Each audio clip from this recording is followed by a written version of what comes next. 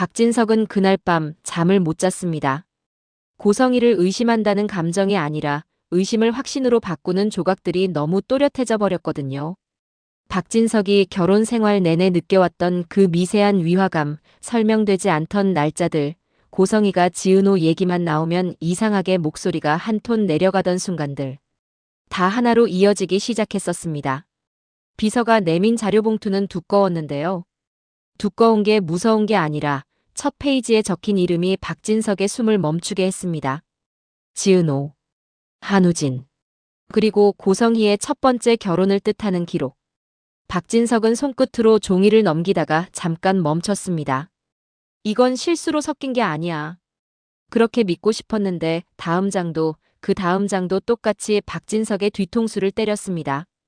출생 기록이 있고 정리된 입양 서류가 있고 무엇보다 사망 처리에 대한 흔적이 너무 정교하게 남아 있었거든요. 박진석은 낮게 중얼거렸습니다. 고성애, 너 진짜 이런 사람이었어? 그때부터 박진석은 진실을 안다가 아니라 진실을 끝까지 확인하겠다로 마음을 굳혔습니다. 고성희는 남편이 자료를 본 것도 모르고 여전히 한우진을 쫓고 있었고요. 고성희의 방식은 늘 그래왔습니다. 미안하다고 말하되 손은 상대 목을 조르는 방식이었죠. 고성희는 사람을 보낸 뒤 직접 움직였습니다. 우진이 숨어 있는 곳이 지방의 작은 게스트하우스라는 보고가 들어오자마자 고성희는 망설임 없이 코트를 걸쳤는데요. 이 여자는 늘 그랬습니다. 자기 손으로 잡아야 소유가 완성된다고 믿는 사람이었거든요. 게스트하우스 문이 열리고 한우진이 얼굴을 내미는 순간이었습니다. 그 순간 한우진의 표정이 바뀌는 걸 고성희가 놓칠 리 없었는데요. 겁, 분노, 체념, 그 모든 게 한꺼번에 올라오는 얼굴이었습니다. 고성희는 웃지도 않고 울지도 않았습니다. 대신 아주 조용히 말했어요. 우진아, 그만 도망치자. 한우진은 한 걸음 뒤로 물러났습니다. 저 안 가요. 고성희의 눈썹이 미세하게 떨렸습니다. 순종적이던 아들이 처음으로 안 한다를 말하는 순간이었으니까요. 고성희가 한우진의 팔을 잡으려 하자 한우진은 그 손을 딱 쳐냈습니다. 엄마는 늘 그러잖아요. 우리 위한다면서 결국 엄마를 위한 거. 고성희는 한순간 멍해졌는데요. 맞아서가 아니라 자기가 만든 언어가 깨지는 기분이었을 겁니다. 한우진은 떨리는 목소리로 이어갔습니다. 저도 이제 제 인생 살고 싶어요. 고성희는 한우진이 문을 닫아버린 뒤에도 한참 그 앞에 서 있었습니다. 그리고 그제야 느꼈습니다. 무력감이라는 게 이렇게 차갑게 사람을 붙잡는다는 걸요. 다만 고성희는 여기서 꺾이는 사람이 아니었습니다. 고성희는 오히려 입술을 깨물며 속으로 정리했어요. 그래, 우진이도 내 편이 아니면 다른 길로 가야지. 그 다른 길이 하필이면 지은호였다면 그게 문제였고요. 같은 시간 박성재는 공항 쪽으로 향하고 있었습니다. 이수빈이 출국한다는 연락을 받았기 때문인데요. 박성재는 가는 내내 속이 뒤집혔습니다. 이수빈에게 미안함이 남아있었고 동시에 이수빈을 보내야 하는 현실이 너무 잔인했거든요. 공항 라운지에서 마주친 두 사람은 서로를 보는 순간 말이 막혔습니다. 박성재가 먼저 입을 열었어요. 수빈아, 나. 이수빈은 웃으려 했는데 웃음이 안 났습니다. 오빠, 괜찮아요. 오빠 잘못 아니에요. 그 말이 더 아팠습니다. 박성재는 괜찮다라는 말이 사실은 괜찮지 않다라는 뜻이라는 걸 알고 있었거든요. 탑승 안내 방송이 흘러나오자 이수빈은 가방끈을 꼭 쥐었습니다. 발이 떨어지지 않는 사람이 떠나는 사람인지 남는 사람인지 그 순간 둘 다 애매했는데요. 이수빈이 몇 걸음 가다 뒤돌아보며 말했습니다. 오빠, 나 돌아올게요. 박성재는 고개를 끄덕였어요. 기다릴게. 오래 걸려도. 이수빈은 떠났고 박성재는 그 뒷모습이 완전히 사라질 때까지 움직이지 못했습니다. 박성재의 마음은 하나로 정리됐습니다. 다음엔 누구도 흔들지 못하게 만들겠다. 이 결심이 박진석의 싸움과 묘하게 같은 방향으로 향하고 있다는 걸 박성재는 아직 몰랐습니다. 한편 이상철은 방제실 출근 첫날 시선이 이상하다는 걸 바로 느꼈습니다. 다들 친절한 척은 했는데요.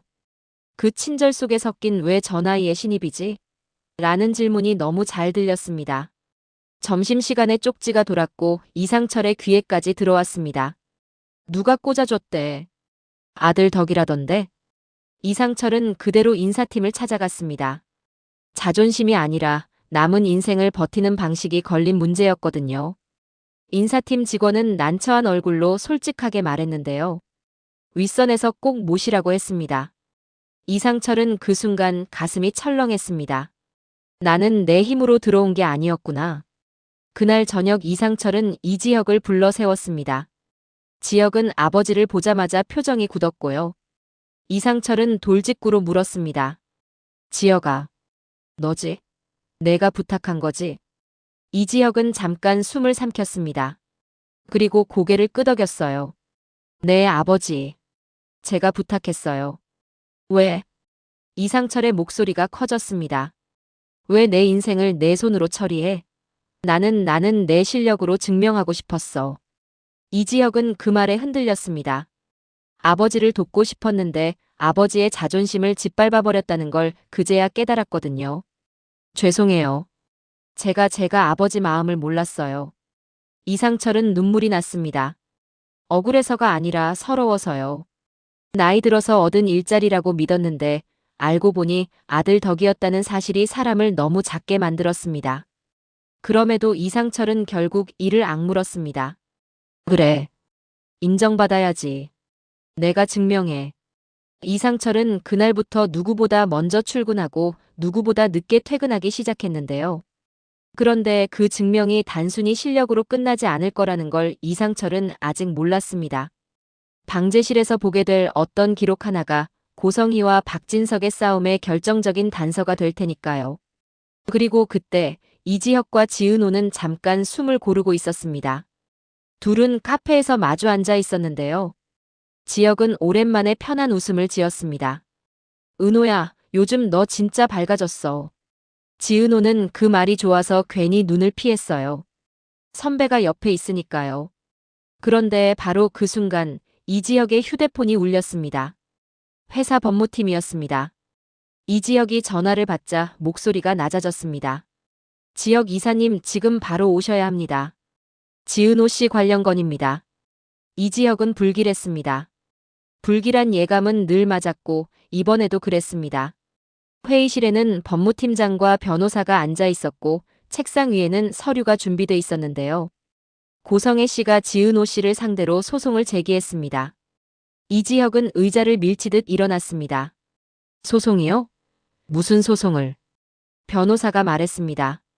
친생자 관계 확인 절차입니다. 고성애 씨는 지은호 씨가 자신의 친딸임을 법적으로 확정받으려 합니다. 그 말은 단순한 인정이 아니었습니다. 지은호를 가족이라는 이름으로 묶어버리는 족쇄였거든요. 지은호가 싫다고 해도 법은 냉정했고 혈연은 누군가에겐 무기가 됩니다. 이지혁은 그대로 지은호에게 전화를 걸었습니다. 목소리가 다급해졌습니다. 은호야, 지금 어디야? 절대 혼자 움직이지 마. 내가 갈게. 지은호는 웃으려 했는데 웃음이 안 나왔어요. 선배, 나 또 잡히는 거예요? 이지혁은 잠깐 숨을 멈추고 더 단단히 말했습니다. 안 잡혀. 내가 막아. 바로 그 시각 박진석은 고성희를 불러 앉혔습니다. 집이 아니라 회사에서요. 박진석은 도망갈 길을 주지 않았습니다. 박진석이 서류를 책상 위에 탁 놓자 고성희의 손끝이 하얗게 질렸습니다. 박진석은 묻지 않았습니다. 확인했습니다. 지은호. 내 친딸 맞지? 고성희는 차를 들고 있던 손이 잠깐 멈췄는데요. 그리고 아주 억지로 웃으려 했습니다. 여보, 그게 무슨... 박진석이 잘났습니다. 첫 결혼도 있었더군. 출생기록도 사망 처리도. 고성희의 얼굴에서 피가 빠졌습니다. 고성희는 변명할 문장을 찾았는데요. 박진석은 이미 변명을 허락하지 않는 눈이었습니다. 20년 넘게 같이 살았어. 근데 난 너를 하나도 몰랐네. 고성희는 울먹였어요. 말하려고 했어요. 근데 타이밍이. 박진석이 비웃듯 숨을 내쉬었습니다. 타이밍이 20년이었어? 박진석은 자리에서 일어나며 마지막처럼 말했는데요. 난 진실이 필요해. 내가 나한테 준 건 진실이 아니라 계산이었어. 고성희는 그 자리에 주저앉았습니다. 울어야 할 것 같았고 사실 눈물도 났는데요. 그런데 고성희의 눈물이 후회인지 분노인지 스스로도 헷갈렸습니다. 그리고 그 헷갈림은 곧 확신으로 바뀌었어요. 고성희는 결심했습니다. 그래. 이혼이든 재산이든 체면이든 이제 다 필요 없어. 나한테 남은 건 하나야. 내가 가진 진실로 너희를 묶는 것. 그래서 고성희는 친생부모 확인 소송을 던진 겁니다. 지은호를 딸로 만들면 지은호를 지키려는 이지혁도, 이지혁을 살리려는 박성재도, 그리고 결국 박진석까지 한 줄로 묶이게 되니까요. 고성희는 자기가 무너질 때 남들도 같이 끌어내리는 사람입니다. 그날 밤 사람들은 각자의 자리에서 무너졌는데요. 지은호는 이지혁 품에서 떨며 말했습니다. 선배 나 진짜 무서워요. 이지혁은 대답 대신 지은호를 더 꼭 안았어요. 그리고 속으로 결심했습니다. 내가 먼저 무너질 수는 없다. 한우진은 게스트하우스 방에서 혼자 울었습니다. 울다가 주머니 속에 숨겨둔 작은 메모를 꺼냈는데요. 거기에는 한 줄이 적혀 있었습니다. 엄마가 숨기는 마지막 열쇠는 병원 기록. 박성재는 공항에서 돌아오는 길 휴대폰을 쥐고 박진석에게 전화를 걸까 말까 수십 번 고민했습니다. 아버지가 지금 고성희와 전쟁을 시작했다는 걸 박성재도 이제 감으로 알았거든요. 하지만 박성재는 참았습니다. 아직은 타이밍이 아니라고 생각했어요. 대신 박성재는 마음속으로 반복했습니다. 지혁은 내가 지킨다. 이상철은 야근을 마치고 혼자 계단에 앉아 있었습니다. 손이 떨렸는데요. 낙하산이라는 말이 아니라 아들 이지혁의 표정이 자꾸 떠올랐기 때문입니다. 도와주려다 상처를 준 얼굴. 그 얼굴이 이상철 마음을 찔렀습니다. 이상철은 중얼거렸습니다. 내가 이번엔 지혁이를 지켜야지. 그리고 고성희는 누군가에게 문자를 보냈습니다. 딱 한 줄이었는데요. 우진이 위치 다시 잡아. 오늘 안에. 마지막으로 법무팀 서류 맨 아래에 적힌 문장이 이지혁 눈을 멈추게 했습니다. DNA 감정 촉탁 신청 예정. 기일 통지 임박. 이지혁은 그 순간 깨달았는데요. 이 싸움은 단순히 고성희를 막는 싸움이 아니라 지은호의 인생을 누가 이름 붙이느냐의 싸움이라는 걸요. 지은호는 딸이 되고 싶지 않습니다. 고성희는 딸로 만들고 싶습니다. 박진석은 고성희의 거짓을 끝내고 싶습니다. 박성재는 지역을 살리고 싶습니다. 이상철은 가족을 지키고 싶습니다. 그리고 이지혁은 지은호를 잃고 싶지 않습니다. 그런데요. 그 모든 마음을 비웃듯 다음 날 아침 병원에서 연락이 옵니다. 이지혁 환자 보호자분 긴급히 오셔야 합니다. 지은호가 뛰쳐나가려는 순간 현관 앞에서 누군가와 딱 마주칩니다. 그 손에는 법원 봉투가 들려 있었는데요. 지은호 이름이 또렷하게 적혀 있었습니다. 그리고 지은호는 봉투를 보는 순간 다리가 풀립니다. 설마 지금 이 타이밍에